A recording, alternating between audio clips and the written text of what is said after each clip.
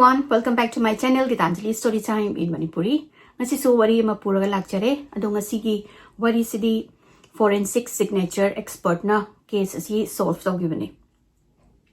Thawdog asi Ventura Hariba, California da 1966 da 30 years old subi Seri Delhi hana nupi sida thokibani. Seri se ma se sengba Lancaster hana Los Angeles, California da leba mafam da ma se poe magi mama sina Carlin Guest Delhi kawe aduga mapa di moina khara chawrpa matamda adum lai khidre aduga Seri gi mabung ama lai Scott hana Seri se 1966 da ma se pokpani aduga ma se chawrpa matamda gi som yam tina happy go lucky yamna jolly oi aduga ma se yam tina goi gi spunky oi tare ai hamde oi bai tare spunky ari yam tina courageous oi ba dagi determination yam tina wang ba adugumba nupi macha mani aduga ma se na chawraga mana magi dreams e mam koi wife aphaba ma oi ba amasung mama aphaba ma oi ba se ma adum pamjare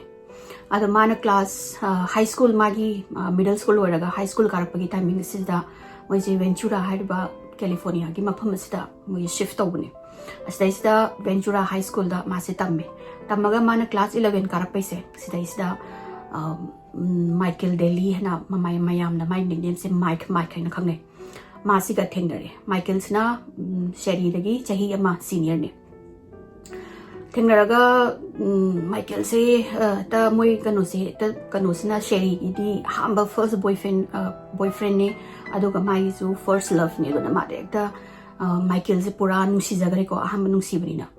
Michael sina Japanese ki descent de na mane aduga Hawaii lamda he's a Hawaiian aduga adugi matungda moi se Ventura da honga leibane adu masana dum Michael se ma California ma chani dum hai Hawaii dagi lakpa na te na dum masana kano anga wari ngai dagi leira bani na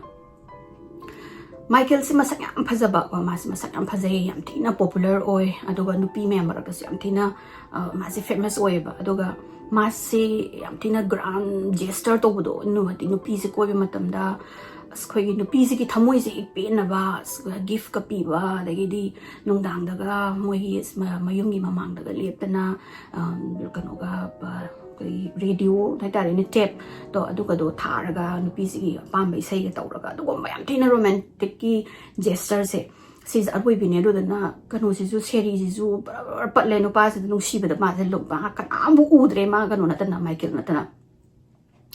moi ni se class kan toksele moi high school loiraga kanu di Michael di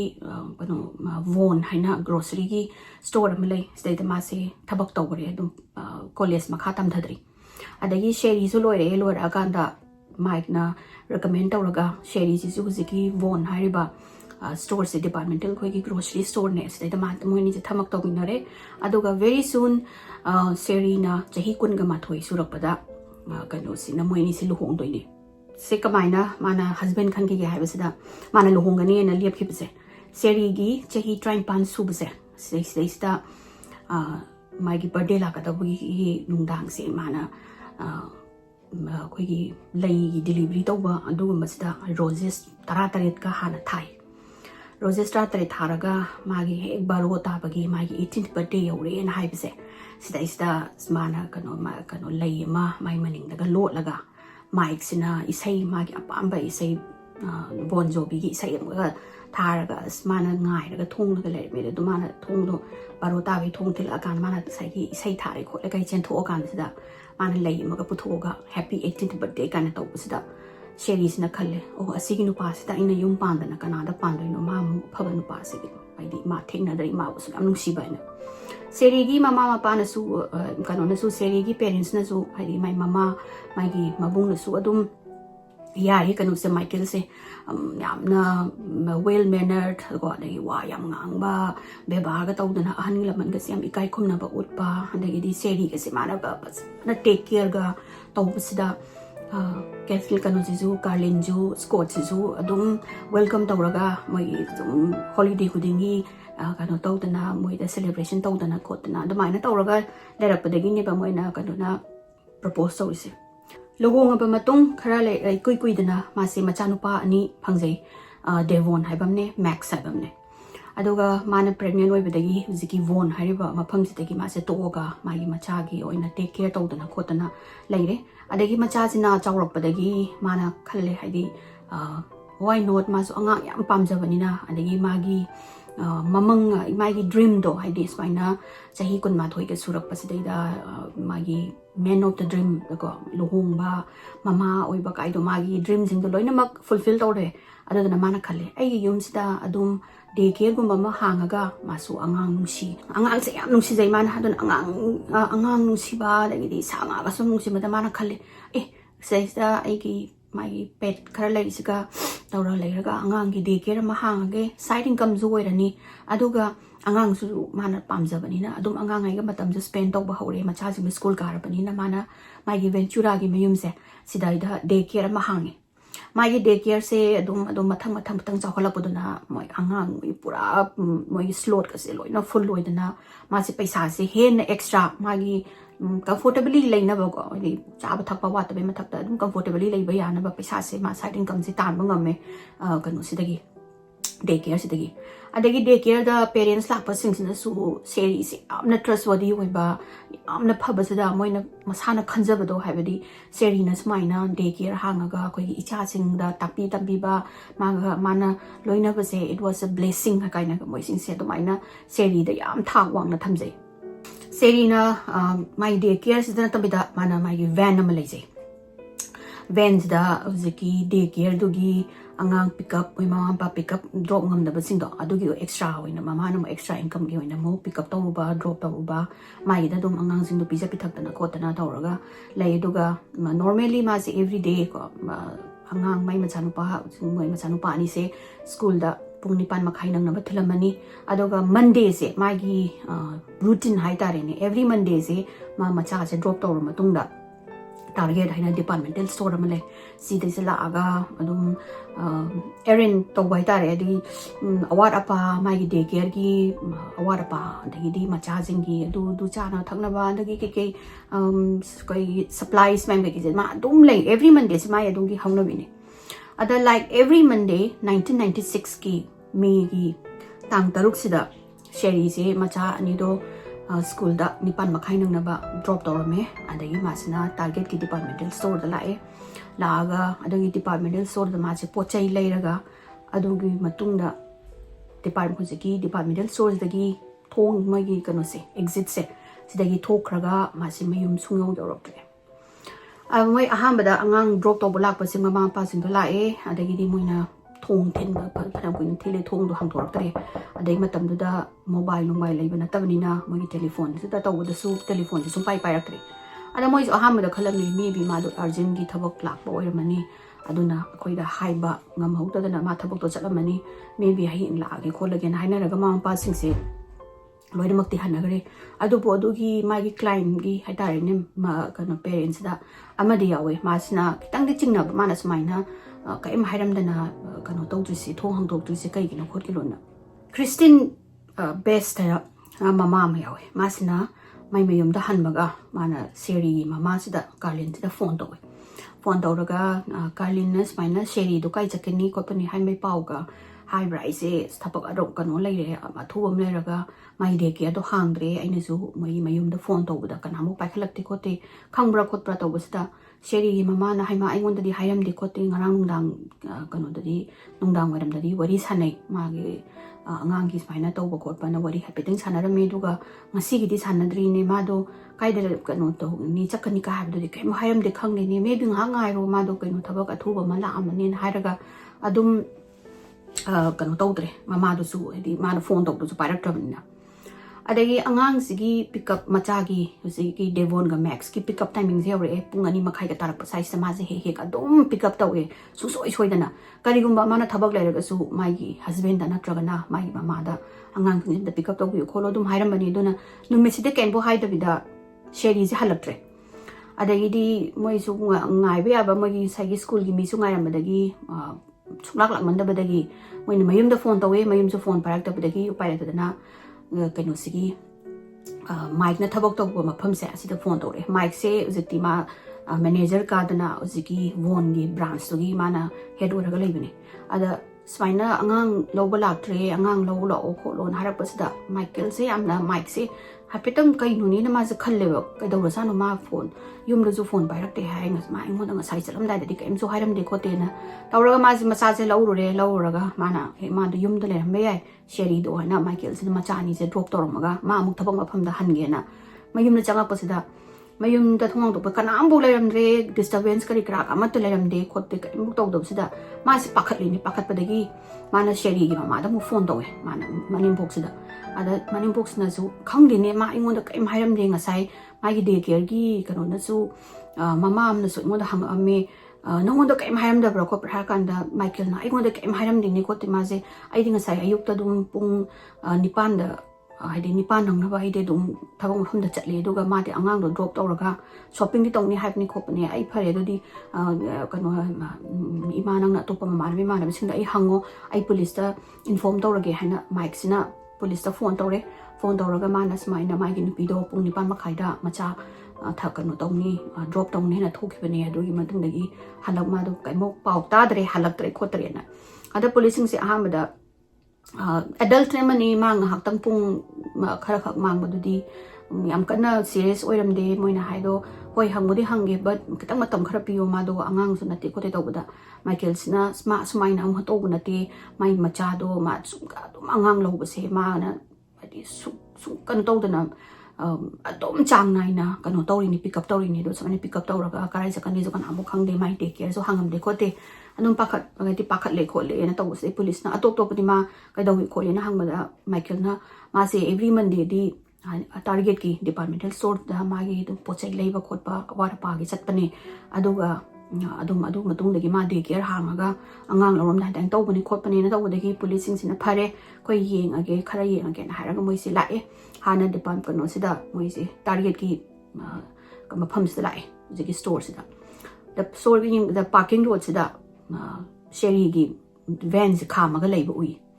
ada police sina changma sida van je solo lamde hang to ga lerame adi so unlock to ga lerame aduga maning gi sit sida sheri na leiruba magi grocery to ba pochai sing jine magi wallet magi kano se purse asiga leirame ni adaida mu police sing je ngahang nga e di kai humana van je hang to muga magi car gi so adagi di magi wallet kari kra loi thama ma kai sakhrab no na adai moi sing je store manung da ma pot legi changbani na yeng uslaw na police sing sila ga store sing ba moi employee sing sa hange ada moi da guard mana hai o ai ui seri do ngasai nipan ma khai khara ga helappa adai da la ambani ma posai lei himne dui ma khata ba dei su khangre na hai adai moi ge dagi cashier sing ka ge hangda cashier man ningjangi au ai ningjangi ma do sim lak tila ambani do ga wai sa ra ma di poto lei ra ga dum thokhra bane de ma khata ba goi su khangre na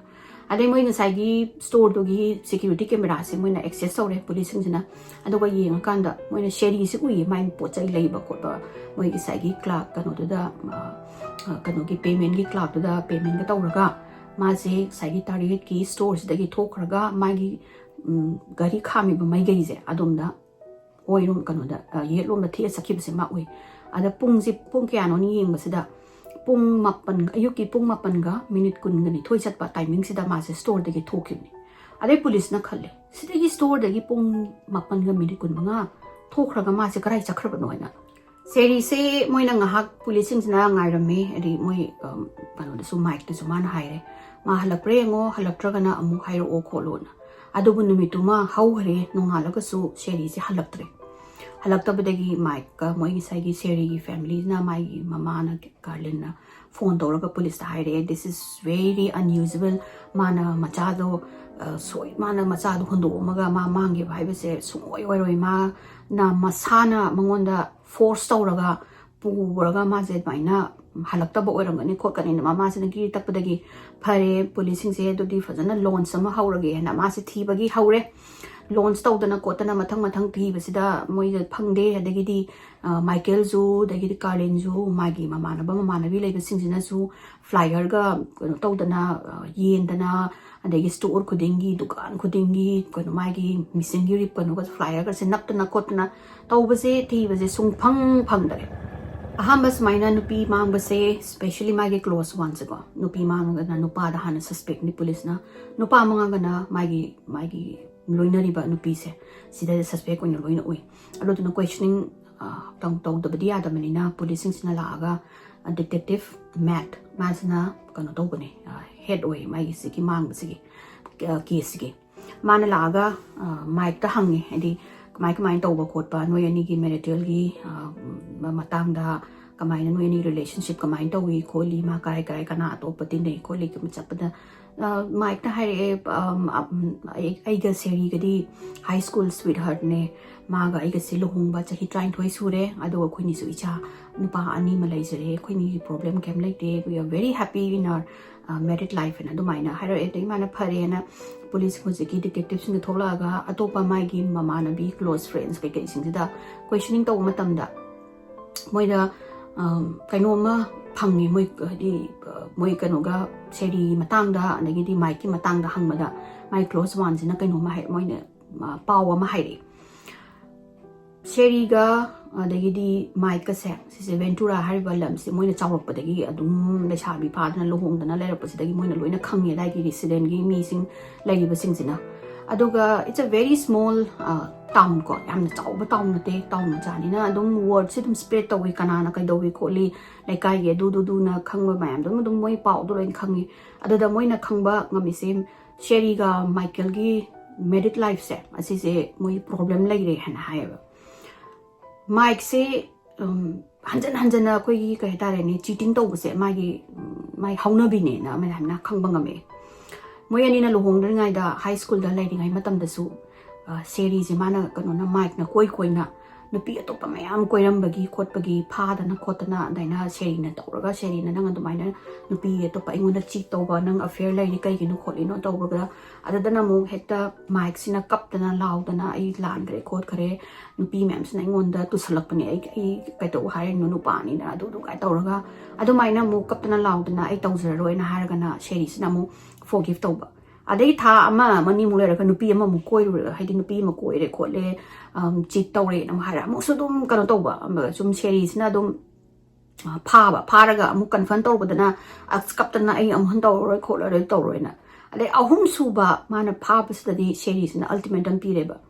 nang nupi dum koi do ra ga di ai nang relation lai ba do ai pam re khotre na to ba da gi smike sina sorry nang na ingon da thaja da ba khota ba ai phare khoni lu hong si nang tha nang khali si aina nang law roi ai se atopa nupi da gano to gi ni law gi ni na mang pakhat na tra adu di se kai khalwa ai nang lu hong again mana propose to re ba seri si adai seri si harau re ni haidi mai nu pa do na propose to di lu hong adi commitment to ani kholani moi hamada di mana commit to da bai ni chi to si kholi si to ra mana yes hai ri do ga mayum sala kanda mana mama ga mabunga mama na bising sida smai na mai na lu hong bai gi propose to re ai ni yes hai ri ko to kanda mama hoi de gi di mama na bising sida di hai nang na lu hong doi si bu nang gi decision se yam na kanu to dra thu dra nang ma se he is a habit of cheating ko ma je na cheat to ba nupi koi ba khot ba no to ba gi dum history su lai nang lu hong doi si nang anga nang su na su na ha we ri chahi kun ma thoi hai se hana hai be matam su da seri sin ama ta dre mama na hai be su ta di mama na bising na su hai be se ta dre ba ma di ma pun si da nu pam to ko jarak ta ni Mike na my first love ni my first kano ni boyfriend ne du na ma di pura look khare man hai kai gum ma na indung sitraga bo man ka do ba ki lu hong ba gi ngon propose to do no mana commitment tong ning bagi ni tawri se kholi se ne haraga ma kano na mama hoi mi man hai sa ma ta da gai mai pun si da di Michael se na ta di kana ambu lai tre hana mana dai na lu hong gi bane ba asi hai ba gi police na hai adu huju recently kari taw ko pa na hang ba sa moi kano ma moi adai gi ha ambu mama na bis na hai ai na khoi na as I said before ko ventura se yam pik pa ma pham ni do na Mike sina nupi ma koi hai ba di khange magi co-worker ni hai won da thabak to win bane na hai ado it's not new to Sherry also Sherry na so khangom to buni khot bane na ado mai na hai adagi puli kanu sina detective Matt na phare do di han na mu moi thi bagi thi boy na thi bagi som da kana thi ko moi sai na search party ka to da na khot na ko thi moi kai da ma se sakhi bano ko ki bano hai ba si ki karai da mang ri no se khang bage adagi kanu story amuk moina Mike se mu ko re interview gi nang am lak ta ba ro questioning khara ge na ada ahamad mana hangi nang ga kanoga sheri gi nubai gi merit ki marak taman ni gi marital gi problem kanu lai hai je chumbara kopra ana nang na di hanang gi haibda di nubai ni yamna nungsinai ka problem like di hai dai ne ko da wasida mic sina haraga ma sina was on thore mo hoi marak ai hoi kanu tawe hoi nupi ma ai ki co worker ni won da thabak taw da thengna bane but nothing serious adum side chick ni ka hai tare ni man kaya ma wa lok da ba ni aduga seri na su khange ado seri na asi matang da khoini wari loisan na garab ni ma aina side chick ni ko pane side fling ni ko pane hai da gi kem hai de ko te na taw da gi kono sina detective sina adu di kana no nang koi nupi do maming do mai maming matha address ke hai ro mangon da su question hang ge ko ke taw da Mike sina ay do nupi do maming do sheri di kanu do maming do Diana de kawi do ga Meegi surname the last name ay khangdre my address ay khangde just ay side chick ni na ay yam kanna thijalu de khote kana no khangni do sida detective sina mana koi jo hai do ga karamai na mabani phone do jori sana hai do ga man ka mai nupi si ke address khangdre no last name ka mai khangdre no na adu er ju phare nang khangba number du piro kholo haibasida mic sina my number ni id my lebam kai khangde khote na haraga sai kanu sina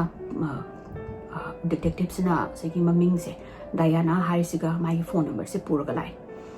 phone se toroga moi gi matam da yellow page kan yam lerami phone ge kanu to gi yeng gi address ka adagi moina moi gi system da hapsalaga number se yeng matam da di last name ge address do roi chong thore nupi se Diana han kawe aduga ma se seri ni ga mic na lai yum se sidagi minute 10 mu chala kanda lai address ma oi lerame detective na hambada mic da magi questioning to busida magi alibi lai ko ade spina seri na disappear to gi se nang ki na khut yaw bra khopra do hangde ya da na ada mic na hai ai ki mic mang mad ai kem yaw khut yaw de nei na thajat joga su adum hango ai di pung ni pan dagi uzigi won gi grocery store da dom leire ai gi kanu su u bani dom na noi na sikano da security gi footage yeng da su dum leibani ma haina harap dagi makha na magi kanu sta chalaga amu employees sing da hangbada employees sing na su won gi employees sing da haire hoi ma mic ti ayuk ki pung ni pan nang na ma na thong hangbani ma na manager ni na aduga ma de dum lai until and unless mai ga sai school dagi phone dorok padu dagi ma da chakibani khokibne na mai dom tawre adai huziki Diana han haribani pise asiji manam da thire aga mai detective Matt ne mai gi kanu jiga mai partner siga lai la aga thong je then ma sida kanu sina hangtore nupi ma thong hangtore nupi se hekta khoi skin pi kanu laundry ga setlaga hekta khoi sexy ta ba hai tare ne hekta kanu ga se ka pura khoi gi phabung da gi tholakpa gi type da thogle ene nupi se thokla ga kana nu kai hai ba non to ba sida detective sing sina ai detective Matt ni ko pane asmaina seri gi kanu gi ma disappear to ba di matang da question to bo lak pani khot pani na tawra ga wari sai ngai sida maning sida mic se police yaw de doga just boxer ma setlaga ma se thogle mana di police da nupi gi address khangde khote mai gi last name khangde khote hairamini dana aduga ma ji maning da smaina boxer ma setlaga puri liter ga koi tum hagulak gi type da thola alak detective ani se yeng na raga pura moi de ngak aba kai misinu pa jin tawri ju ma do mayum da hai matam da social media lai banate adagi di phone kanu ga mobile phone ga laina ba sunati aduna kari gumba police na kanu dagi sai search party sina sheri gi matang da khangba hai se mai gi mayum da phone torok tuni na mai gi mayum da ma se phammaga phone manak ta phammaga ngai ga laigadabani duga ma sina asigi mai nupi se mang ba nongan bagi sai sida kan mana mi kanu sida chatlaga mai gi boy mai gi lovers gi manak ta chatlaga mana le mi se kai gi no moi se pura ngakre adagi di police moi ani mak station da kauraga station da mo hangi nangna nangi lovers e nangi side chick man ha do si address khangde khote haraga nang di mai mi da kai dori ba na hanga kanda ano sina mai sina ya kitang embarrassed oi ko kitang ikai rap oraga mana ꯅꯣꯏꯅ question ꯍꯪꯅꯤ ꯍꯥꯏꯗꯨꯗ ꯑꯩ ꯃꯥꯗꯣ ꯏꯟꯚꯣꯜቭ ꯇꯧꯍꯟꯅꯤꯡꯗꯕꯒꯤꯅꯤ ꯃꯥꯗꯤ ꯀꯩꯁꯨ ꯈꯪꯗꯕꯅꯤ ꯀꯩꯅꯣꯒꯤ ꯃꯇꯥꯡꯗ ꯍꯥꯏꯗꯤ ꯁꯦꯔꯤꯒꯤ ꯗꯤꯁꯑꯄꯤꯌꯔꯦꯟꯁꯀꯤ ꯃꯇꯥꯡꯗ ꯅꯣꯏꯅ ꯃꯥ ꯏꯟꯚꯣꯜቭ ꯇꯧꯅꯤ ꯍꯥꯏꯕꯗꯨꯗ ꯑꯩꯁꯨ ꯆꯤꯟꯊꯤꯔꯨꯔꯦ ꯈꯣꯠꯂꯨꯔꯦꯅ ꯇꯧꯕꯗꯒꯤ ꯄꯨꯂꯤꯁꯅ ꯀꯩꯅꯣ ꯍꯥꯏꯔꯦ ꯅꯪ ꯃꯇꯨꯡ ꯃꯅꯥꯎꯗ ꯅꯪ ꯆꯤꯟꯊꯤꯕ ꯇꯧꯒꯅꯨ ꯈꯣꯠꯀꯅꯨ ꯅꯪ ꯇꯧꯔꯒꯗꯤ ꯀꯩꯅꯣ ꯇꯧꯔꯣꯏ ꯈꯣꯠꯂꯣꯏ ꯅꯉꯣꯟꯗ ꯑꯃꯨꯛ ꯀꯦꯁ ꯄꯥꯟꯕ ꯌꯥꯏ ꯍꯥꯏꯅ ꯑꯗꯣ ꯅꯪꯒꯤ ꯑꯦꯂꯤꯕꯥꯏꯁꯤꯕꯨꯗꯤ ꯆꯨꯝꯃꯦ ꯈꯣꯠꯂꯦ ꯅꯪꯗꯣ ꯂꯩꯔꯦ ꯑꯗꯣ ꯅꯪ ꯗꯥꯌꯥꯅꯥꯁꯤꯗꯒꯗꯤ ꯀꯔꯤ ꯈꯪꯉꯦ ꯀꯥꯟꯗ ꯃꯥꯅ ꯑꯩ ꯗꯥꯌꯥꯅꯥꯒꯤꯗ ꯑꯩ ꯀꯩꯝ ꯆꯤꯡꯅꯕ ꯂꯩꯇꯦ ꯈꯣꯠꯇꯦ ꯀꯩꯅꯣꯅꯁꯨ ꯃꯥꯅꯁꯨ ꯁꯦꯔꯤ ꯈꯪꯕꯅꯤ ꯁꯦꯔꯤꯅꯁꯨ ꯈꯪꯕꯅꯤ ꯈꯣꯠꯄꯅꯦꯅ ꯇꯧꯔꯦ ꯇꯧꯔꯛꯄꯗꯒꯤ ꯑꯃꯨꯛ ꯉꯁꯥꯏꯒꯤ ꯗꯥꯌꯥꯅꯥꯁꯤꯗ ꯑꯃꯨꯛ ꯏꯟꯇꯔꯚ꯭ꯌꯨ ꯇꯧꯕ ꯆꯪꯉꯦ ꯗꯥꯌꯥꯅꯥꯁꯤꯗ ꯍꯥꯏꯔꯦ ꯅꯪ ꯁꯨꯃꯥꯏꯅ ꯀꯩꯅꯣ ꯃꯥꯏꯛꯀ ꯅꯪ ꯅꯕꯥꯏꯅꯤ ꯑꯐꯦꯌꯔ ꯂꯩ ꯍꯥꯏꯁꯦ ꯆꯨꯝꯕ꯭ꯔꯥ ꯈꯣꯠꯄ꯭ꯔꯥ ꯇꯧꯕꯗ ꯃꯥꯅ ꯆꯨꯝꯃꯦ ꯈꯣꯠꯂꯦ ꯑꯩ ꯃꯥꯒ ꯑꯐꯦꯌꯔ ꯂꯩꯕ ꯆꯍꯤ ꯐꯥꯗꯣꯔꯦꯅ ꯍꯥꯏꯔꯦ ꯅꯪ ꯅꯨꯄꯥꯁꯦ ꯃꯥꯏꯛꯁꯦ ꯅꯨꯄꯤ ꯂꯩꯔꯦ ꯃꯆꯥ ꯂꯩꯔꯦ ꯈꯪꯕ ꯅꯠꯇ꯭ꯔꯥ ꯍꯥꯏ ꯃꯥ ꯍꯥꯏ so what ꯀꯥꯏ ꯃꯥ ꯌꯥꯝ ꯊꯤꯅ attitude ꯂꯩꯅꯀꯣ so what ꯃꯥꯒꯤ ꯅꯨꯄꯤꯗꯨꯒ ꯃꯕꯥꯏꯅꯤꯗꯣ ꯀꯩꯅೋ ꯇꯧꯗ꯭ꯔꯕꯅꯤ intimate ꯑꯣꯏꯅꯗ꯭ꯔꯕꯅꯤ ꯑꯗꯨꯗꯨꯅ ꯀꯩꯅꯣꯅ ꯃꯥꯏꯛꯅ ꯑꯩ ꯆꯨꯁ ꯇꯧꯕꯅꯤ ꯈꯣꯠꯄꯅꯦ ꯏꯚꯟ ꯀꯩꯅꯣꯁꯨ ꯈꯪꯕꯅꯦ ꯁꯦꯔꯤꯁꯨ ꯈꯪꯕꯅꯦ ꯑꯗꯨꯒ ꯁꯦꯔꯤꯒ ꯑꯩꯒꯁꯨ ꯋꯥ ꯁꯤ ꯃꯇꯥꯡꯗ ꯉꯥꯡꯅꯔꯦ ꯑꯗꯨꯒ ꯁꯤ ꯃꯈꯥ ꯇꯥꯕ ꯑꯩꯈꯣꯏ ꯀꯩꯝ ꯍꯥꯏꯅꯗꯦ ꯈꯣꯠꯇꯦꯅ ꯇꯧꯋꯦ ꯑꯗ ꯅꯪꯒꯤ ꯑꯦꯂꯤꯕꯥꯏꯗꯤ ꯀꯩꯅꯣ ꯁꯦꯔꯤꯅ ꯃꯥꯡꯈꯤꯕ ꯅꯨꯃꯤꯠꯇꯣ ꯅꯪ ꯀꯗꯥꯏ ꯂꯩ ꯈꯣꯠꯂꯦ ꯍꯪꯕꯗ ꯃꯥꯁꯤꯅ ꯑꯩ ꯑꯗꯨ ꯅꯨꯃꯤꯠꯇꯨꯗꯤ ꯑꯣꯐꯅꯤ ꯑꯗꯨꯒ ꯌꯨꯝꯗ ꯂꯩꯕꯗꯣ ꯑꯗꯨꯝ ꯑꯩꯁꯦ ꯕꯣꯔꯤꯡ ꯆꯨꯗꯅ ꯃꯥꯁꯦ ꯁꯥꯏꯀꯜ ꯊꯧꯕ ꯑꯣꯏꯅ ꯁꯥꯏꯀ꯭ꯂꯤꯡ ꯆꯠꯂꯨꯏ ꯑꯗꯨꯗꯨꯅ ꯀꯩꯅꯣꯗꯨꯗꯗꯤ ꯑꯌꯨꯛꯇꯨꯗꯗꯤ ꯃꯥ ꯚꯦꯟꯆꯨꯔꯥꯗ ꯂꯩꯇꯦ ꯚꯦꯟꯆꯨꯔꯥꯗꯒꯤ ꯃꯣꯏꯗꯨꯗ ꯁꯥꯏꯀ꯭ꯂꯤꯡꯒꯤ ꯀꯩꯅꯣ ꯂꯩ ꯇ꯭ꯔꯦꯜ ꯑꯃ ꯂꯩ ꯑꯗꯨꯗ ꯁꯥꯏꯀꯜ ꯇꯧꯏ ꯈꯣꯠꯂꯣꯏꯅ ꯍꯥꯏꯔꯤ ꯑꯗꯒꯤ ꯄꯨꯂꯤꯁꯅ ꯑꯃꯨꯛ ꯍꯪꯉꯦ ꯑꯗꯨꯗꯤ ꯐꯔꯦ ꯑꯗꯨꯗꯤ ꯅꯪꯒꯤ ꯋꯤꯛꯅꯦꯁ ꯂꯩꯕ꯭ꯔꯥ ꯅꯪ ꯑꯁꯨꯃꯥꯏꯅ ꯁꯥꯏꯀꯜ ꯊꯧꯏ ꯍꯥꯏꯕꯁꯤꯒꯤ ꯄ꯭ꯔꯨꯐ ꯇꯧꯅꯕ ꯃꯤ ꯂꯩꯕ꯭ꯔꯥ ꯈꯣꯠꯄ꯭ꯔꯥ ꯍꯪꯉꯀꯥꯟꯗ ꯃꯥꯅ ꯑꯩꯅ ꯁꯥꯏꯀꯜ ꯊꯧꯔꯨꯕꯗꯨꯗꯤ ꯌꯥꯝꯅ ꯔꯤꯃꯣꯠ ꯑꯣꯏꯕ ꯑꯦꯔꯤꯌꯥꯅꯤ ꯑꯗꯨꯗꯨꯅ ꯑꯩꯁꯦ ꯃꯤ ꯀꯅꯥꯅ ꯎꯕꯅꯣ ꯈꯣꯠꯄꯅꯣ ꯍꯥꯏꯕꯗꯨꯗꯤ ꯑꯩ ꯍꯥꯏꯕ ꯉꯝꯗ꯭ꯔꯦꯅ ꯑꯗꯨꯃꯥꯏꯅ ꯈꯨꯝꯃꯛꯄꯗꯒꯤ ꯃꯣꯏ ꯗꯤꯇꯦꯛꯇꯤꯚꯁꯤꯡꯁꯦ ꯅꯤꯡꯁꯤꯡꯅꯗꯤ ꯆꯤꯡꯅꯔꯦ ꯁꯦꯔꯤ ꯀꯩꯅꯣꯁꯦ ꯗꯥꯌꯥꯅꯥꯁꯦ ꯁꯦꯔꯤꯅ ꯁꯨꯃꯥꯏꯅ ꯃꯥꯡꯕꯁꯤꯗ ꯃꯥ ꯃꯈꯨꯠ ꯁꯣꯏ ꯃꯥꯁꯨ ꯃꯥꯏ ꯃꯈꯨꯠ ꯌꯥꯎꯔꯝꯒꯅꯤ ꯍꯥꯏꯕꯁꯦ ꯗꯥꯌꯥꯅꯥꯗꯤ ꯃꯥꯒꯤ ꯑꯦꯂꯤꯕꯥꯏ ꯂꯩꯇꯕꯅꯤꯅ ꯃꯈꯥ ꯇꯥꯅ ꯀ꯭ꯋꯦꯁꯅꯤꯡꯒꯤ ꯊꯝꯃꯦ ꯑꯗꯨꯒ ꯃꯥꯏꯛꯇꯤ ꯃꯣꯏꯅ ꯔꯤꯂꯤꯁ ꯇꯧꯔꯦ ꯀꯩꯒꯤꯅꯣꯗ ꯃꯥꯒꯤꯗꯤ ꯑꯦꯂꯤꯕꯥꯏ ꯂꯩꯔꯦ ꯃꯤꯅꯁꯨ ꯐꯖꯅ ꯋꯤꯠꯅꯦꯁꯁꯨ ꯂꯩꯔꯕꯅꯤꯅ ꯗꯥꯌꯥꯅꯥꯁꯤꯅ ꯄꯨꯂꯤꯁꯀꯤ ꯀꯁꯇꯗꯤꯗ ꯂꯩꯔꯤꯉꯩꯁꯤꯗ ꯁꯨꯃꯥꯏꯅ ꯅꯨꯄꯤ ꯃꯥꯡꯈ꯭ꯔꯦ ꯈꯣꯠꯈ꯭ꯔꯦ ꯍꯥꯏꯕꯒꯤ ꯄꯥꯎ ꯅꯨꯡ ꯃꯣꯏ ꯇꯤꯚꯤꯗ ꯔꯦꯗꯤꯑꯣꯗ ꯂꯥꯛꯄꯗꯒꯤ ꯋꯤꯠꯅꯦꯁ ꯑꯃꯅ ꯄꯨꯂꯤꯁꯇ ꯐꯣꯟ ꯇꯧꯔꯛꯑꯦ ꯃꯥꯅ ꯍꯥꯏ ꯁꯦꯔꯤꯗꯣ ꯃꯥ ꯃꯥꯡꯈꯤꯕꯒꯤ ꯑꯌꯨꯛꯇꯣ ꯃꯥ ꯎꯍꯧꯋꯤ ꯃꯥꯗꯣ ꯄꯥꯔꯀꯤꯡ ꯂꯣꯠꯇ ꯃꯣꯏ ꯃꯥꯒ ꯃꯥꯏ ꯃꯆꯥꯅꯨꯄꯤꯒ ꯁꯣꯞꯄꯤꯡ ꯇꯧꯔꯒ ꯃꯣꯏꯁꯨ ꯍꯜꯂꯛꯄꯅꯤ ꯀꯩꯅꯣꯗꯒꯤ ꯁꯤꯗꯒꯤ ꯊꯣꯛꯂꯛꯄꯅꯤ ꯁ꯭ꯇꯣꯔꯗꯒꯤ ꯄꯥꯔꯀꯤꯡ ꯂꯣꯠꯇ ꯑꯗꯨꯒ ꯁꯦꯔꯤꯗꯨꯁꯨ ꯃꯥꯒꯤ ꯕꯦꯛꯇꯣ ꯌꯥꯜꯂꯒ ꯑꯗꯣ ꯃꯥꯒꯤ ꯚꯦꯟꯒꯤ ꯃꯥꯏꯀꯩꯗ ꯆꯪꯉꯦ ꯃꯥ ꯚꯦꯟꯗꯣ ꯍꯥꯡꯇꯣꯛꯑꯒ ꯃꯥꯏ ꯃꯄꯨ ꯃꯆꯩꯗꯣ ꯊꯝꯃꯦ ꯑꯗꯨꯗꯨꯒ ꯉꯥꯏꯍꯥꯛ ꯂꯩꯔꯒ ꯅꯨꯄꯤ ꯑꯃꯅ ꯂꯥꯛꯑꯒ ꯃꯉꯣꯟꯗ ꯃꯣꯏꯅ ꯃꯕꯥꯏꯅꯤ ꯋꯥꯔꯤ ꯈꯔ ꯁꯥꯟꯅꯕꯗ ꯁꯦꯔꯤꯁꯨ ꯃꯃꯥꯏ ꯑꯣꯟꯊꯣꯛꯑꯒ ꯋꯥꯔꯤ ꯁꯥꯟꯅꯔꯝꯃꯒ ꯅꯨꯄꯤꯗꯨꯅ ꯕꯦꯠꯁ ꯃꯥꯟꯕ ꯑꯃ ꯃꯉꯣꯟꯗ ꯎꯠꯂꯦ ꯑꯗꯨꯒꯤ ꯃꯇꯨꯡꯗꯒꯤ ꯃꯥꯅ ꯁꯦꯔꯤꯁꯦ ꯃꯅꯤꯡ ꯑꯣꯟꯊꯣꯛꯍꯜꯂꯒ ꯃꯈꯨꯠꯇꯣ ꯑꯗꯨꯃꯥꯏꯅ ꯍꯦꯟ ꯀꯐ ꯇꯧꯔꯒ ꯃꯣꯏꯗꯣ ꯄꯨꯂꯤꯁꯀꯨꯝꯕꯁꯨ ꯃꯥꯜꯂꯤ ꯅꯨꯄꯤꯗꯣ ꯑꯗꯨꯗꯨꯒ ꯅꯨꯄꯤꯁꯦ ꯀꯩꯅꯣꯁꯦ ꯁꯦꯔꯤꯁꯦ ꯃꯥꯒꯤ ꯀꯥꯔꯒꯤ ꯃꯅꯤꯡ ꯄꯦꯁꯦꯟꯖꯔꯒꯤ ꯅꯠꯇꯕ ꯃꯅꯤꯡꯒꯤ ꯁꯤꯠꯁꯦ ꯁꯤꯗ ꯃꯥꯁꯦ ꯃꯥꯁꯦ ꯑꯗꯨꯗ ꯑꯔꯦꯁ ꯇꯧꯔꯒ ꯍꯥꯞꯈꯤꯕꯅꯦꯅ ꯑꯗꯨꯃꯥꯏꯅ ꯍꯥꯏꯔꯛꯑꯦ ꯑꯗꯒꯤꯗꯤ ꯄꯨꯂꯤꯁꯅ ꯍꯪꯉꯦ ꯅꯪ ꯃꯤꯗꯣ ꯀꯅꯥꯒꯅꯣ ꯎꯕ꯭ꯔꯥ ꯈꯣꯠꯄ꯭ꯔꯥ ꯇꯧꯔꯀꯥꯟꯗ ꯃꯥꯅ ꯅꯨꯄꯤꯗꯨꯗꯤ ꯃꯁꯛꯇꯨꯗꯤ ꯐꯖꯅ ꯎꯗꯦ ꯑꯗꯨꯕꯨ ꯃꯥꯏ ꯃꯁꯝꯗꯨꯗꯤ ꯕ꯭ꯂꯣꯟ ꯀꯂꯔꯅꯤ ꯑꯗꯨꯒ ꯁ꯭ꯄꯦꯛꯁ ꯑꯃ ꯎꯞꯄꯦ ꯑꯗꯨꯒ ꯀꯩꯅꯣꯒꯤ ꯇꯦꯟ ꯀꯂꯔꯒꯤ ꯁꯨꯠ ꯑꯃ ꯁꯦꯠꯂꯤ ꯃꯥꯗꯣ ꯀꯩꯅꯣꯒꯨꯝꯕ ꯑꯥꯏ ꯀꯥꯔꯠ ꯃꯥꯟꯕ ꯑꯃꯁꯨ ꯌꯥꯜꯂꯤ ꯑꯥꯏ ꯊꯤꯡ ꯃꯥꯗꯣ ꯀꯩꯅꯣꯒꯤ ꯄꯨꯂꯤꯁꯀꯤ ꯃꯤ ꯑꯣꯏꯔꯝꯗꯧ ꯃꯥꯜꯂꯦ ꯈꯣꯠꯂꯦꯅ ꯍꯥꯏꯔꯛꯄꯗꯒꯤ ꯉꯁꯥꯏꯒꯤ ꯃꯣꯏꯗ ꯀꯁꯇꯗꯤ ꯂꯩꯔꯤꯕ ꯗꯥꯌꯥꯅꯥ ꯍꯥꯟꯁꯤꯗꯤ ꯃꯁꯝꯗꯣ ꯃꯨꯏꯌꯦꯕ ꯑꯗꯣ ꯉꯁꯥꯏꯒꯤ ꯋꯤꯠꯅꯦꯁꯇꯨꯅ ꯍꯥꯏꯔꯛꯏꯗꯨꯅ ꯕ꯭ꯂꯣꯟ ꯀꯂꯔꯅꯤꯗꯅ ꯑꯗꯩ ꯄꯨꯂꯤꯁꯁꯤꯡꯁꯦ ꯃꯊꯥ ꯁꯥꯔꯤꯅꯤ ꯍꯥꯏꯗꯤ ꯑꯩꯈꯣꯏꯒꯤ ꯀꯁꯇꯗꯤꯗ ꯂꯩꯔꯤꯁꯤꯗꯤ ꯗꯥꯌꯥꯅꯥ ꯍꯥꯟꯁꯤꯗꯤ ꯃꯥꯒꯤ ꯃꯁꯝꯗꯨꯗꯤ ꯃꯨꯏ ꯑꯗꯣ ꯉꯁꯥꯏ ꯋꯤꯠꯅꯦꯁꯅ ꯍꯥꯏꯔꯛꯈꯤꯕꯒꯤ ꯃꯇꯨꯡ ꯏꯟꯅꯗꯤ ꯀꯩꯅꯣꯁꯦ ꯕ꯭ꯂꯣꯟꯅꯦ ꯍꯥꯏꯔꯤꯁꯦ ꯀꯃꯥꯏꯅ ꯇꯧꯔꯤꯅꯣꯅ ꯑꯗꯒꯤ ꯀꯥꯔ ꯗꯤꯇꯦꯜꯁꯁꯨ ꯍꯪꯉꯦ ꯀꯔꯤ ꯀꯥꯔꯗ ꯍꯥꯞꯈꯤ ꯈꯣꯠꯈꯤꯅ ꯇꯧꯕꯗ ꯉꯁꯥꯏꯒꯤ ꯋꯤꯠꯅꯦꯁꯇꯨꯅ ꯍꯥꯏꯔꯛꯑꯦ ꯃꯥꯅ ꯁꯦꯔꯤ ꯍꯧꯖꯤꯛꯀꯤ ꯅꯨꯄꯤꯗꯨꯅ ꯁꯦꯔꯤ ꯍꯥꯞꯆꯤꯟꯈꯤꯕꯁꯦ ꯇꯤꯜ ꯀꯂꯔꯒꯤ ꯁꯦꯗꯥꯟꯒꯤ ꯀꯥꯔ ꯑꯃꯅꯦꯅ ꯑꯗ ꯗꯤꯇꯦꯛꯇꯤꯚ ꯃꯦꯠꯁꯅ ꯍꯥꯏꯐꯦꯠꯇꯪꯗꯤ ꯃꯥꯅ ꯈꯜꯂꯤ ꯇꯤꯜ ꯀꯂꯔ ꯍꯥꯏꯕꯁꯦ ꯀꯃꯟ ꯀꯥꯔꯒꯤ ꯀꯂꯔ ꯅꯠꯇꯦꯗꯅ ꯑꯅꯝꯕꯅ ꯃꯌꯥꯝꯁꯦ ꯑꯉꯧꯕ ꯑꯗꯒꯤꯗꯤ ꯕ꯭ꯂꯦꯛꯀꯨꯝꯕꯁꯤ ꯉꯥꯛꯇ ꯊꯧꯅꯩ ꯑꯗꯨꯒ ꯇꯤꯜ ꯀꯂꯔꯁꯤꯗꯤ ꯀꯌꯥ ꯃꯣꯏꯒꯤ ꯚꯦꯟꯆꯨꯔꯥꯒꯤ ꯑꯗꯥꯏ ꯑꯦꯔꯤꯌꯥꯗ ꯃꯤꯅ ꯀꯃꯟꯂꯤ ꯌꯨꯁ ꯇꯧꯗꯕꯅꯤꯅ ꯃꯣꯏꯅ ꯈꯜꯂꯤꯁꯦ ꯁꯣꯏꯗꯅ ꯔꯦꯟꯇꯦꯜꯒꯨꯝꯕ ꯑꯣꯏꯔꯝꯕ ꯌꯥꯏ adudi moi dugi ventura gi da laiba car gi rental company sing ta changa ga loina mak hanga se na moi sing se ma chale mathang hange madu kanu moi adu lakti ko te du tau de moi na ham question hange je Michael Delhi na la aga car koi teal color gi car ma kanu rent tawbra khopra taw sam ta laiti ko te tawre de last ta mafam amada yaura kan sita moina sidaida haina Michael Delhi na la aga car teal color gi car ma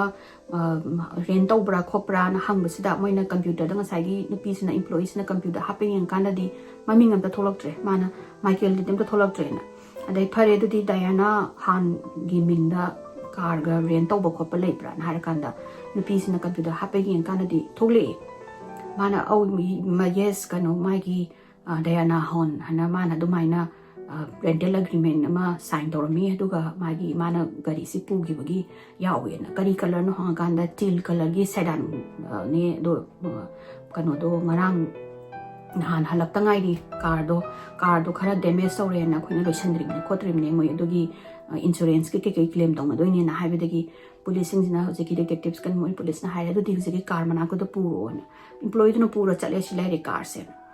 car si yang kan da ngasai gi witness na teal color sedan color ne habsi moina du yeng bada dum khang si ore mani na aduga moina car se smaina yeng basida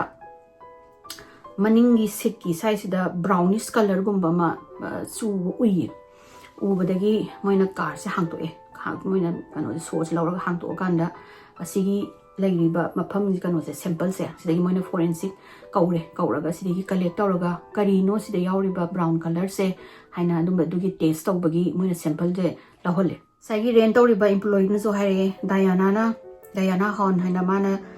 gari wai gi se Meegi tang manga dani hai seri manga doba numit dugi mamangi numit da rent tawbani na hai adinga sagi rental agreement do tawraga kholaga dugi information do tawraga laaga kano sina Diana da hangi moi kano sina detective Matt ka mai kano siga my partner James ka sina nang na car ma rent tawai hai se kai gi no khopano sigi witness na haibida sigi car sida kano do sherry do arrest tawraga yaugi hai akoina police mayama top station da changdana hange haina sherry do arrest tawbra khopato kanda none of the moigi local ki police sing atop sing sina sherry arrest amta tawte khote dugi kano leite ma arrest tawi haibagi ka impo information leite hai har kansida Diana sina kaino ID car why de na sini ID car why de ID isagi car le ke to bi car why do no ko to no ai car why de aduga nupi do ma ai mana Diana Hon haina irami se kari gi no ko pe no mana haire signature do yeng en ta kan yeng kan da signature chi su mana haire signature chi su ai gi signature na te ai gi recent signature di ai gi driving license de yaw bane na moina driving license ki kano si gi matam sida signature sida difference am lai rame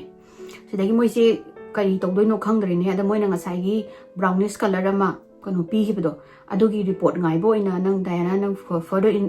information nang sida lap kano da yok sida khoi gi custody lai gon haraga ma se custody da di thammi forensic ki scientist sing nga sai gi moina phangapa kano so sample do adu do test ama tawi test asi se moina chemical reagent hana ama seasonai sigi seasona basa sina kari gumba human being gi magi hemoglobin se si je contain tawraga di sigi test tabu matamda sample se asi se pulak red pura bright red ora kaneba sigi red se ora padagi detective na khangma ngame adudi asi se e ni habse adagi amu mathangda moina e ni habdagi di ziki car se amu luminol chairaga moigi forensic ki expert sing da amu kanu leibra hadi luminol lo chairaga di e siengi ba khot ki ba dagi kana na khoi ki takthat aga zo khot aga zu ziki luminol do kapaga di kai mo upai lai de ba mioi bagi DNA content to ba hemoglobin content to boy di light up torok ni car ga se adinga sai car sida sai scientist na luminol to chairaga yengo tam sida di hekta diwali mai dong hekta lit up tore ba hekta da masai gi moina lit up tore ma pham je car gi hojiki maningi kanu se sigi sit se sida zu pura kanu tore pura illuminate tore ko blue color gi sina adagi di car gi ceiling adagi matha adagi mamangi seat kai kai sida nga ta moi ngasai luminol sai ba se ngak ta ngai lerame adu dan police na hujik se moi na chingnari se sheri sibu hingi bra ma kanu madi mangon da khudong thiba madi thokra bra haina si sheri ni asigi blood se sheri ni na confirm tong na ba ngasai moi luminol da ki loba sample do ne tawra ne tawraga sheri gi mama Carlin se asidagi mai lauraga moina DNA test se taw matamda forensic ki moi ngasagi pathologist na khangba ngamme asi se seri gi ne na hingi bra si grabra haibadi moi khangba ngamde kai no body di phangdabani na adagi ngasagi nupi du ju amu blonde ne hai do na Diana Hon zo mu oiramaroi haina moi upai leitadna adagi Diana gi lawyer la e noina mai evidence yaudana sumaina kuina custody da thamba yaroi kholona release away release away no message actor koi mayam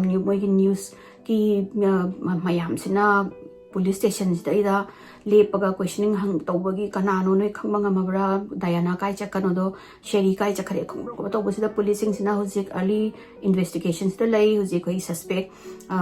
lock to recall in haraga moi su dain tawde do moi sai kano ga se hujiki interview lobo khop ga se loina mag tv da ga loina mag thadu eba mayam do hedi sheri gi matang da khangaga di amta lakpiu kai na ga dagi news ki reporter sing da reach out to da na ni policeman to da na moi ne e kano citizen ama hektana sheri gi matang da khanga di please law information piro noi reward su pi ni khot ni na adu maina loina mak spread tawre masai gi car gi employee sing sida amu kano sina detective sing sina la aga Diana Hon gi mai gi photo se utle sigi nupi jira noi da car do kano to lai do na ren to lai do na ada moi sai gi employee sing sina amata positively ma identify to ngam draba khai bangam dre sinupi su man su mali man su mande ma smile mai ma sakdi smile di taw dabani khot pane nai taw dagi positive taw bangam dabani ne ba ma ji thado reise ngasai gi teal color gi car se moi gi further investigation gi tha gare haidi loina mak manung da yengo kholo na da moi da fingerprint amata phangde car si di sengtu oga oina return torok pani na evidence kadi amata fingerprint kari krakte amata phangdre aduga ngasai brownish ki spot to di moina seng bada ko kan taw to ni haitare phajana munna kok ta bai ne ba chu ro le hawri se hojiki authority se moi suspect laitre adagi maming je kana gi maming log duino zu khangre ngasai gi aham bada di Diana ga Michael lerambani adubu suspicion ka tangkhakna moi je kan to budi ya pote hapha budi ya pote evidence yaudana adumaina tawraga moi je investigation tawba adum leiringai sida scientist na ngasai car sidagi moina clue ma phangi ngasai car kanogi driver gi seat ki sidai sida moina sam blonde color gi sam ahum phangi moi asi je loksalaga si je test kadi kanada yaw bano khot bano na kadi kanagi samno kanagi DNA content to bano na yeng na bani na collect tawraga moina forensic scientist da thare ada hojiki scientist ki nupi sina forensic scientist na yeng matamda hojiki samje samnat lamdreba kanu ma moi haido si arrow pointed dong na tawba adumaina ama yawi human being gi samgi khoi gi sam tat khara matonda ama kanu ngau ro kanu yawbudo khoi gi root se asi yawdeba yawdab sida mana sigi pot se kari no na ma sina sai gi scientist na kanna ma sina test tawraga yengi kari pot oidoino haibse mana test tawbasida hanadi microscopically yangambani adagi mana khangba ngamdabadagi sam human being gi sam di natre habadim di khange adagi mana infrared spectrometer haina moigi kano tawlai test amalai sisina identify tawse fiber oil rame adi week daga semba adi week daga hapa adugumba fiber makhalan gi sam oil rame ujiki blonde color se adai police na khang adi policing sina chingna bisik tang di moina khalle adudi ngasai gi blonde color ni hari se samje ahapne hana samje weak ne man upaidona ade police mo mako ngau to hidagi hena mo problem se kai no da nupi gi sai gi moina seri pha gi base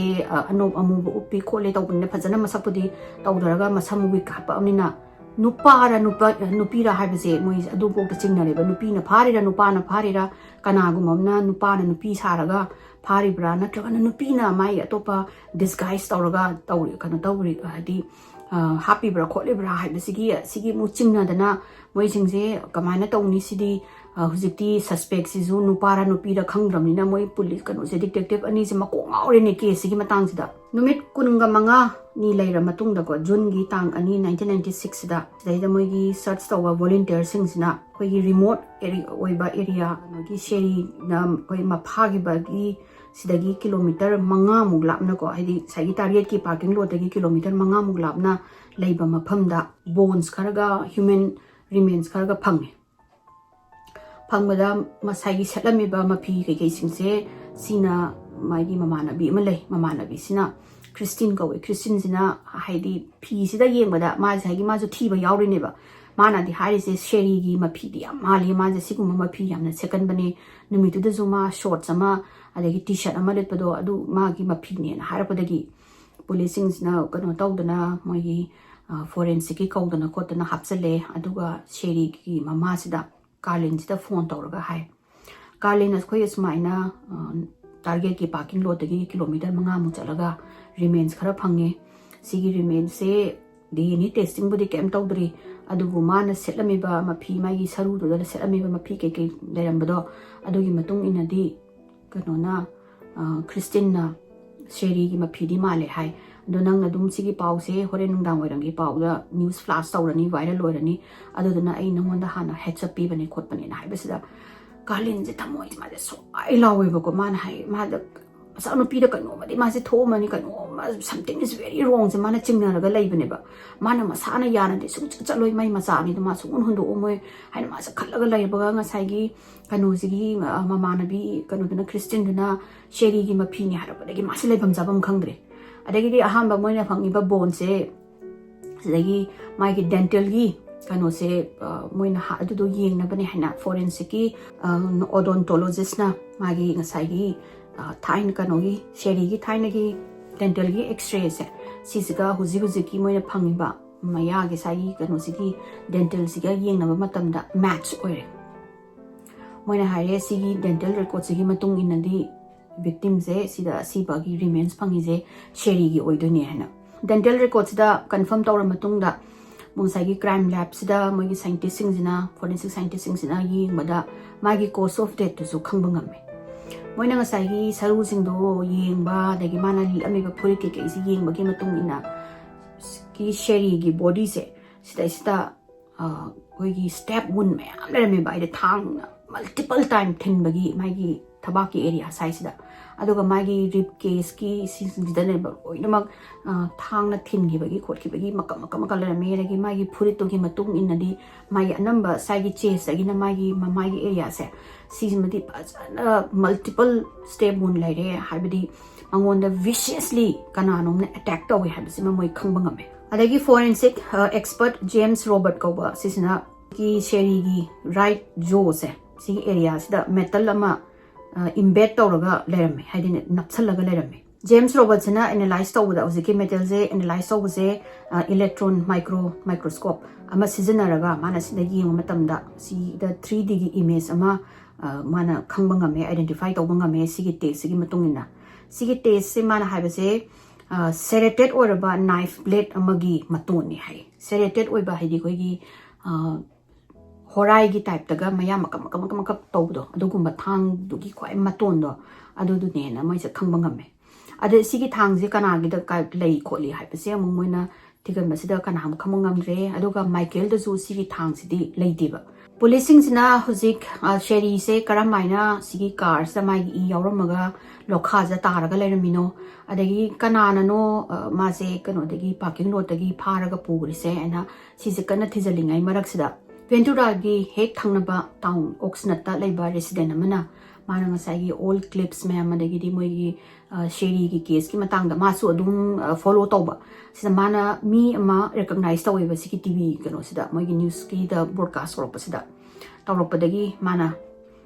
कनो से सुम चिंगना लेरिंगाइ सिदा ngसाigi policing दना मोइगी information release तौबदा साइगी killer दो it could be a woman or a man को अदुगा मादो ब्लोन कलर की विग अमा स्माइना उपने खोटपने हाइबसिदा everything connects haziki nupi sina masna ado de sigi information je police haidaba sunga aroi na mana police ventura gi police da phone tawle haziki nupi sina police da detective da haire noi information je aina taba gi khotba gi yeni ngai sida aina mi ama ai identify tawre noi gi sagi police ki mamang da mayam lepa gi marak sida sigi mi se tang manga sida ai gi customer oina mi gi tang manga sherina manga do ba no ma watlinga gi mamang sida la ami la aga mana blonde wig ama leihi adoga kano costume kharaga leihi adoga I'm sure asigi ngasagi noi police mamangi da moi sigi video pau gi da yawak pase asigi mi se sismak ne na mana dumaina detective da hai andai detectives na ma ka maina kari na pirami kholamme na haibasida mana check oina pirame ado silare magi check se yengi yengom tamsida green color gi kolom gi ing se sign dawame adoga ngasagi rental gi agreement da sign dawdu su green ni adobu huziki signature siga sagi amasiga yamana deba ngasagi car gi rental agreement da kantoriba signature tawriba siga huziki costume gi da mana week ki kano dukan sida check pirambase asisi duga mana da dagi moina nanga sigi kano se bill se ai lower ge receipt se duga khoi gi se da moi gi forensic ki handwriting expert sing da amtang yeng halage khot ke na habding ni piece na sure na haraga majna pu ko jo moi police kano sina detective ani sina pur ga lai sigi pot se detectives na lambi da khandi khale yamna unusual oi smaina green color kano gi green gi ink pen se adi anambana mayam se black or blue adum punai dana no se kolom se adas maina green gi ink gi kolom pu se yam thina unusual oi aduga payment si ju anambana di check payment se kaya tawgande adum cash kumba pinaba matam nina aduga card kumba pinaba adana mana cash pirami se ka moi chingnaraga moi puji pora ase aduga huziki cash ki pirami ba sidaida iriba maming si ju yamna moi da familiar oiba sida moina moi se police station se yauraga sai moi gi kano gi forensic expert sing sida pi baga yenganing mana su sai kano si detective ani se kro kholabni ko kanano ma se phagre se kai gi no kanano ina khanging bage authorities na Jack Harris na forensic document examiner ma sina handwriting gumba da specialized tawne ma se kauraga mangonda analyze tawle ada sagi kano na Jack Harris na yengba sida capital letter se rental car agreement se asisiga shop ki ngasagi dukan du da check yorum bisiga manadeba mogi my capital letter se manadra su kano ma kitang moina saina sign tawraga loirakpagi kokhat paje sida di manaiba mo adagi mana khalle si hambagi car rental gi se sida di fake tawdugi hadi handwriting se mi atop amagi handwriting se khoi gi tawsin na bagi sen bani magi hanagi original mi dugi sign zu manna ba khona ba adu pumba aduduna yamna deli ai kano kitang section na sign je tawdu khoina sign tawje cha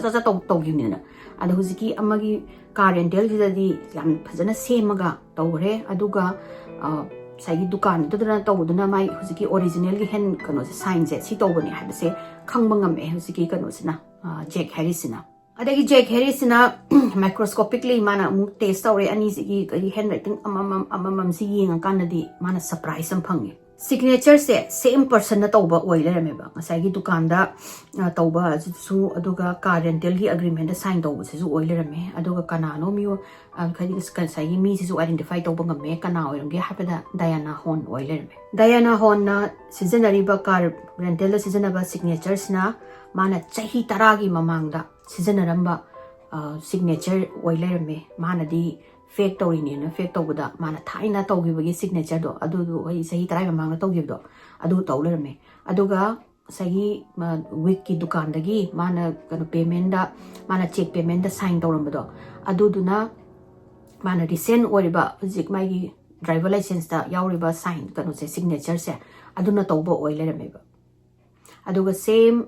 green color na su sai oilerme adagi Diana Hon gi magi checkbook se moina loksalla gi matamda anambana masi kolum asangbasna loina iba magi kano tawkiba check igiba khotkiba sign tawba singse adagi Diana se amuk kokhatle kokhatlaga questioning gi amuk thamgre aduga shopkeeper duna ngasai mana mi mana identify tawe haido hamba first time mase police dagi release tawo numitida moi mayam newspaper khoi gi news reporter mayam tv mam kano da police station mamang da moina kano interview lawagi leingai sida Diana sina release tawre hana thoklakpa kizai sida nupi sina tv da ubda moina hairiba nupi khagi week ma kano label ai khole haise man identify tawo ngambane ba sigi nupi sinena Diana gi wakhanda next kanonina taunina moi ki ventura da thokpa crime do di kaisu moina yawroi sini mang khalise aduduna mana numitu da di just my normal my real face la aga mana week se lay matung da mana week se hapsalaga kolaga mana se police officer se sajanaraga kano si Diana se abdak tawba oramgani haibse moi chap thajare adagi car rental changa ko matam stadi achengba driver license so yaudagadi car se lawba yade moina brand tawba yade aduduna mangonda di atopa khoi forgery gi adagi fake id laitabani magi real id se mana season bane ba si season abadagi moina car se piraga rental agreement se sign tawba sida mana khali se ai je kade na samnung hapaga disguise tawani na signature jisu disguise tawge na mana khanjabane adubu mana chahi tarai mamangda season aramba signature do adudo mana season abo oilerame aduga record ta thigal akanda di ngasai gi handwriting expert na Diana hon haina mana magi matching oiba sing do yeng matamda di muziki Diana hon jane na matching nen tholakpane ba moina Diana hon arrest tawbala pase maje won gi do da thabak tawringai da magi duty tawringai da phabasita mai belonging kai loina mak puraga maji station da poraga magi kano se magi purse si je moina check tawba matang da kano phangi koloma sangbam phangi adagi magi checkbook kari crack da yawba singdo adu su man loina moi mak khangba ngame aduga thangi cover amaga phangi thang du phangdare aduga just cover se moina police na yengo matamda masagi show gi khoi horai dong na chak yung mado adugi cover man di phangi aduga sigi thang kadai da lai grage na mangon da hangaga na ai di khangde gi sidi ai da safety gi dum thambani I don't know kanan hurang ngam no khangde na bai na lai na khum dhore Diana da so Diana gi magi wallet ta phangba kanogi kolom asangba se kolom kai green ink ko asangba ink ki kolom se moina loksalaga no sida moi forensic ki expert amada amu test taw haidi masagi car rental agreement da sign tawba kolom gi muk se sijiga zigmana dukan gi da sign tawba gi muk sine aduga magi atopa ngasagi bag manung da koi check ta mana atopa sign tawgi ba da kolom asangba loi sijanaramba do ink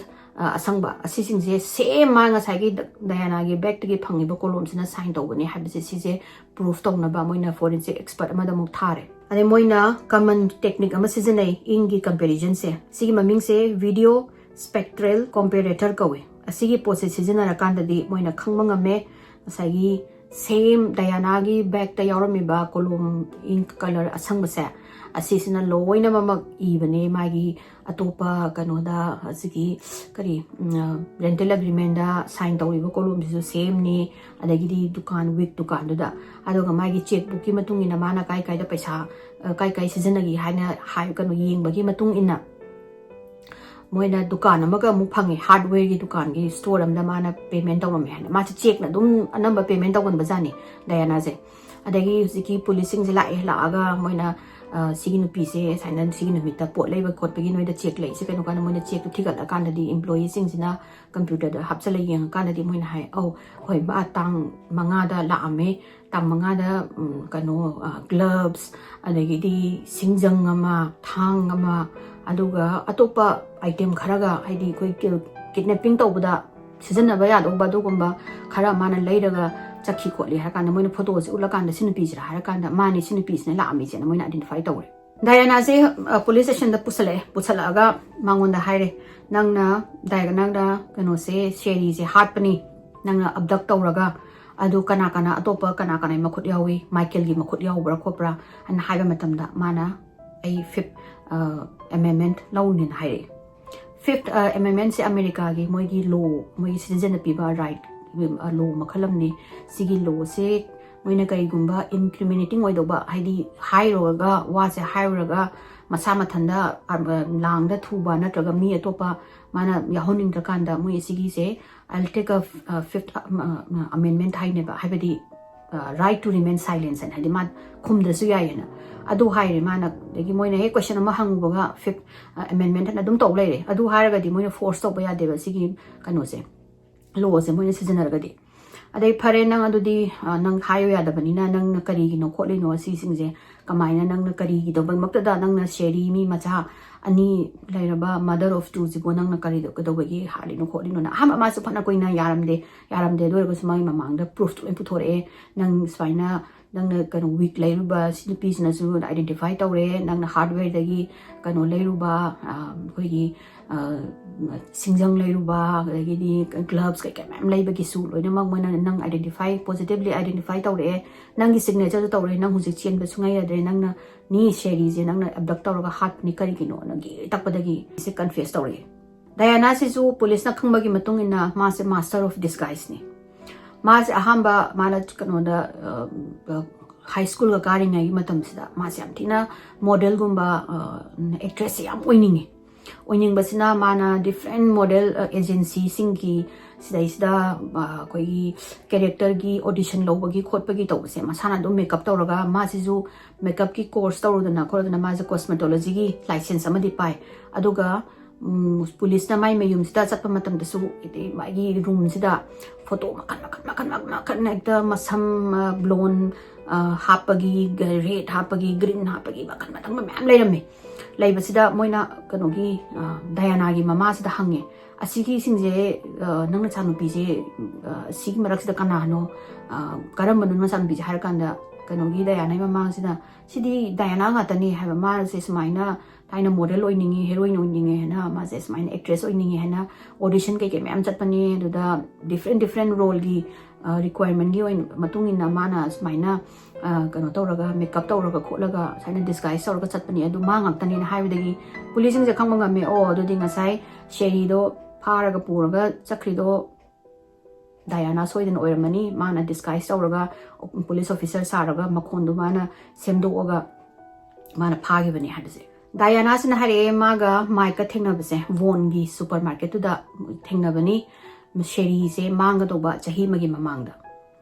instantly moi ani se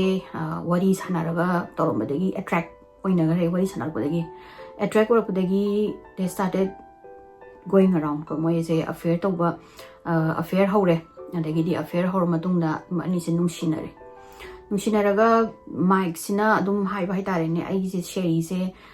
pamdre khotare sangang pukhdagi inoi masak thi do daw is pamde do daw zaina dum tawraga ai se harau bu ngamdri aduga Diana nanga thengnabadagi ti aigi punsi se pura khoi gi mangan thoe khole nangju Japanese kanoni descent amani aisu Japanese ki descent amani adodana khoini se pura soulmate ni doni kai theme amadu su haida go nupa du su yamna nupi me am da chi torpa koirakpanina adugumba khoi khadang thadarabnina Diana se su pura angau goreba kanu sida mic sina Diana ga mabani gi khaga affair se hawrpu matam sida nupi amamu koirame kanogi mamangda Diana gi mamangda aduga sigi nupi se koibadagi mase drug ka yam seasonai maze habitual user ne hai drug ki adagi paisa ka se koi gi magi nupi do na hena talabanina magi areba paisa sina drug ta thadaba adagi di red light area da chatlaga nupi zinga tuminaruba kholuba adugumba se tawba adagi di ngasai mana koirami ba nupi ama season su paisa se loi thadabi adumaina tawre adagi Diana no hangi nang na kai gino sumaina drug season na kotana nang red light da chali do kai gino ko hanga ka sina ai punsi se pura kano tawdre kaimbo haidi maman kaimbo yaudre ai nupi si daba ai na pa su pam daba nupi sina ai nak da dum su nei na lei kana nom na ga ma se ai gi punsi da ine kai da thangto khadi angon da gi khangde ai punsi da gi chalang ga di phani ko ni kai na ga dumai na ga Diana da ga harapa adagi Diana se su nungsi mi na mana smai khale ai nu pa si ma ai na koi banu pa si bo singi ai gi soulmate si bo sing magi series na lakna ra ga thamabra kholora aina adagi su mana smai na kano si dagi drug sarambadagi red light leirambadagi ekta nai nupis da hamadi lotlami nupis nam phani amu sorry haini adum smaina adum once a cheater is always a cheater ko he cheat to ba hawraba adudi adum ngang ningaga leiba isai do oidoine forbidden haiba pot se adum mioibagi hawnabini ko zum ya de phatte hairaga di hen pambase adagi maigi nupi daga ma se kano tawdre high tawdre ko na openly ekta hoigi red light ta chatpi khotpi torok sida dayana na mu kano sina series na mu thinguraga na hekta phuraga nang chatninga chatko nang angang ga di pu ba yaroi aduga ai divorce piroi kaino na divorce piraga di sai gi yum magi laiba yum do tangkai yana raktoini aduna man tawlisina sai tangkai yana do ma yum do pining deba kan musida sherida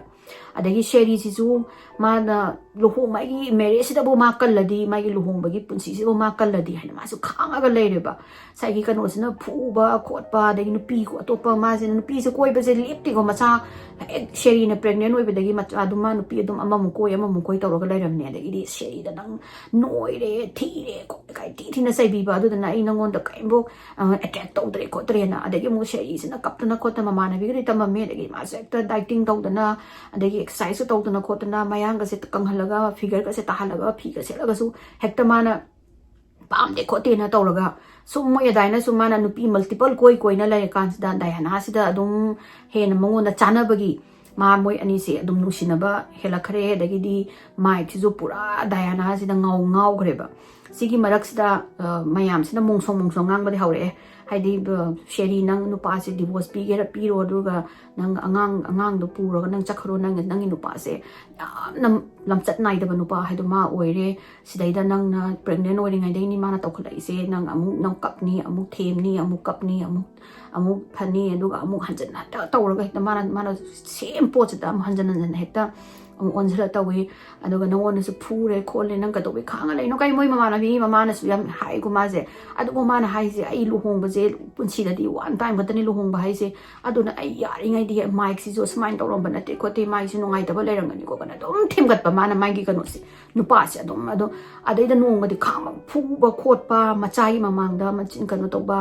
machin thi ba akama pen ngak pa tawro ba gi ma si ju khang ba ngamak tre adai gi masaina dayana kauba mai ko worker ma koi khole an tawdagi kano na sina sheri sina chatlaga kano dayana daga haibo haidi nang asmaina taw koi family se kai ba tare nang si matu macha leraba nupani nang ma affair lai no khonu ka haiba sita dayana sina ai di kai mai di ma dum lakchabani khopani nang nupa han war o ai di aina as long as man ai na tala aga ai nu si pi rimbo di ai ma thado oina daina kuma padagi sheri jam kappe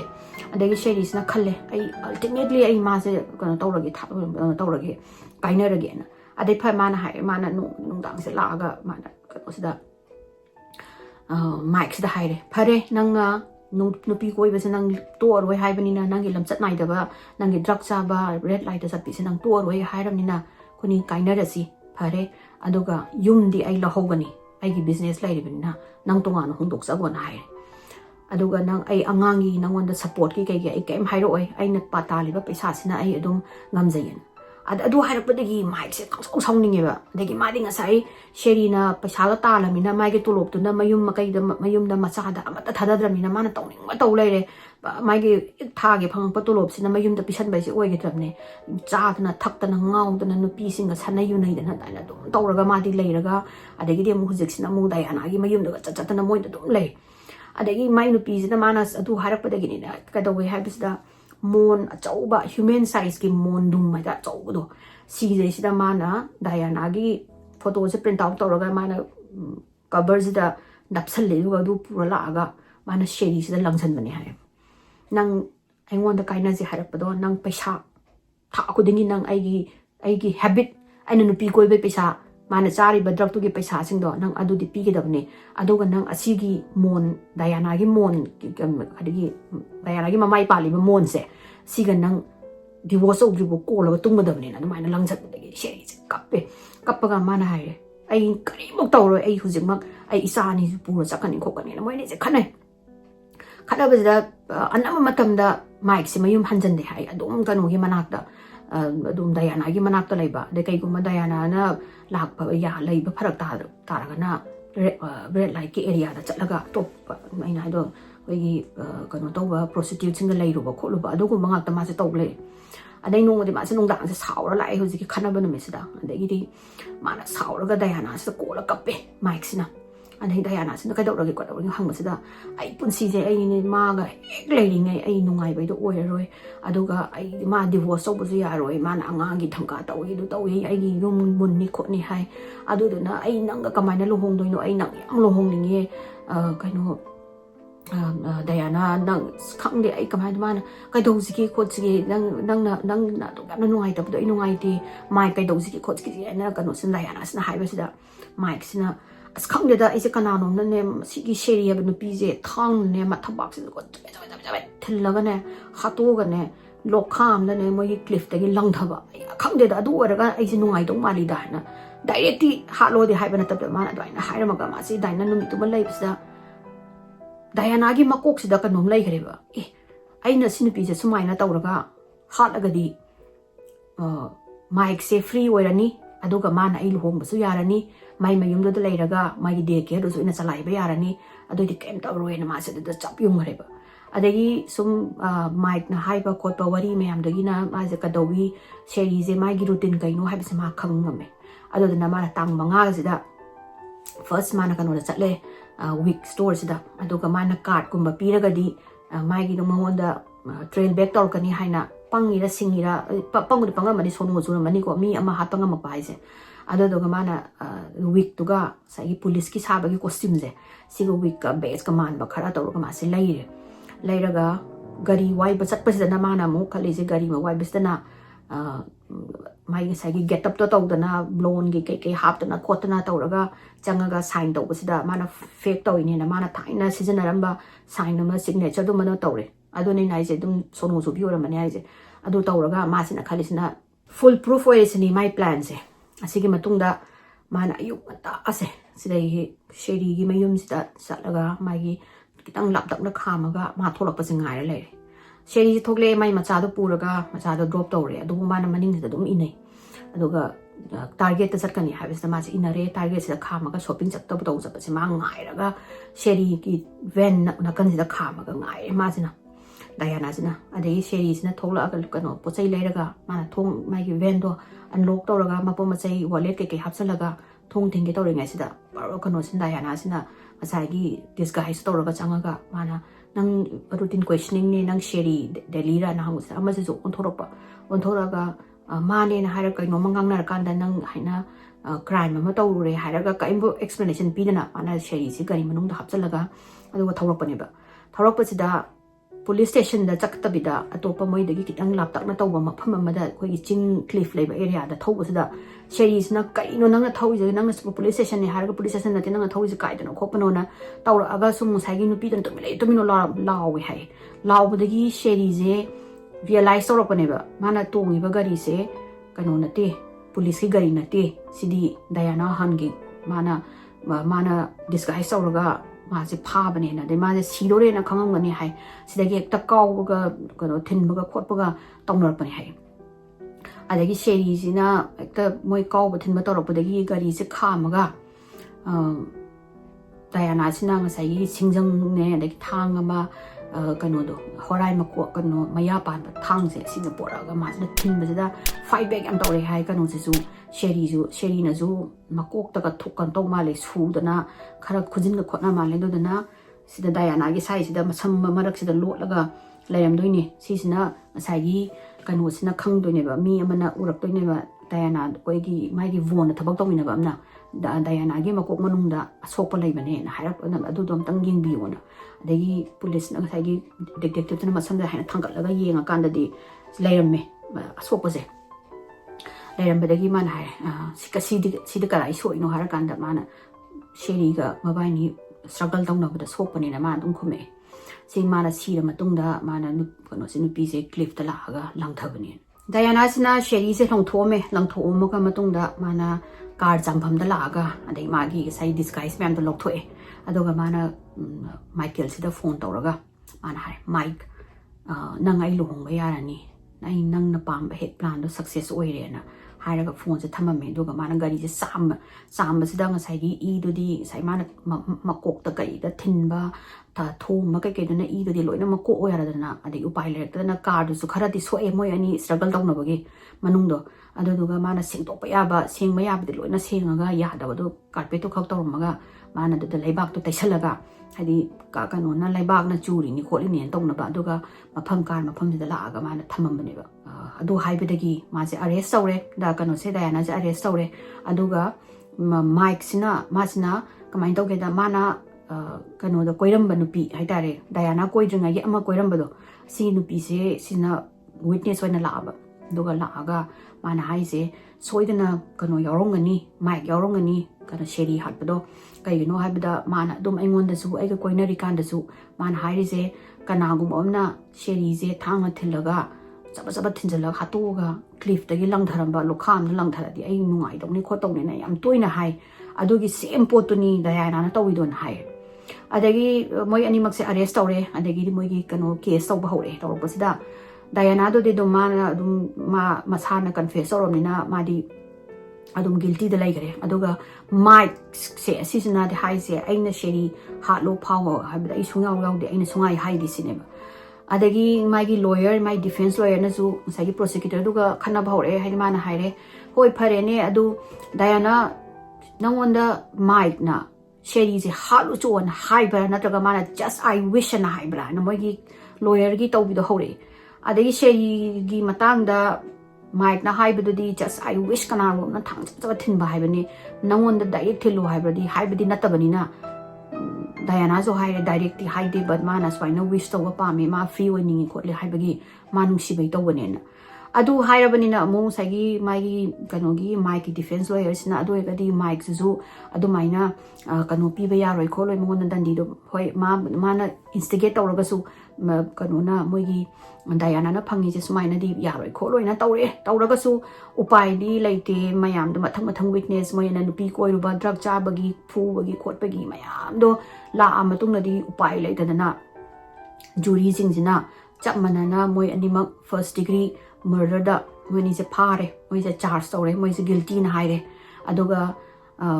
Diana sina premeditated oibagi mana life in prison without parole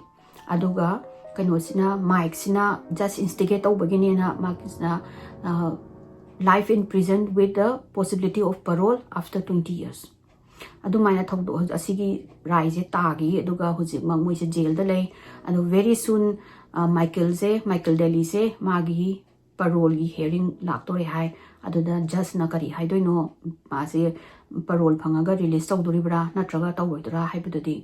moi ngai gi court kono da parole gi appeal du gi matung ile mayam gi wari se yamna su sangre mayam warong bi bande wari se tension ke tawbase wari se loina mag lining baine baina wari se loina mag liraga di mayam sina kano do plot to khangbanga midana aduna ni wari se mata liraga di question nangona dum hanga puyawi adu de kai chakraba adu ada de kai tawkraba daina ga sum kaw dana ga heu da balai dai ne haidi ke agi lain li ba wari siga mari ne da ba daina ga hayau drasu mi ne hena khangning ba do e adu de kamai na phari ba adu de kamai tawri ba ina aduna adu ga na details na in depth on aisna wari se thijan ba se da go hekta wari se samtokhi ba adune ngasi gi di wari se side loi sanjarege mayam na gi wari se nungar ga di like to view share to view subscribe to view mathangi wari do mu thingnasi ko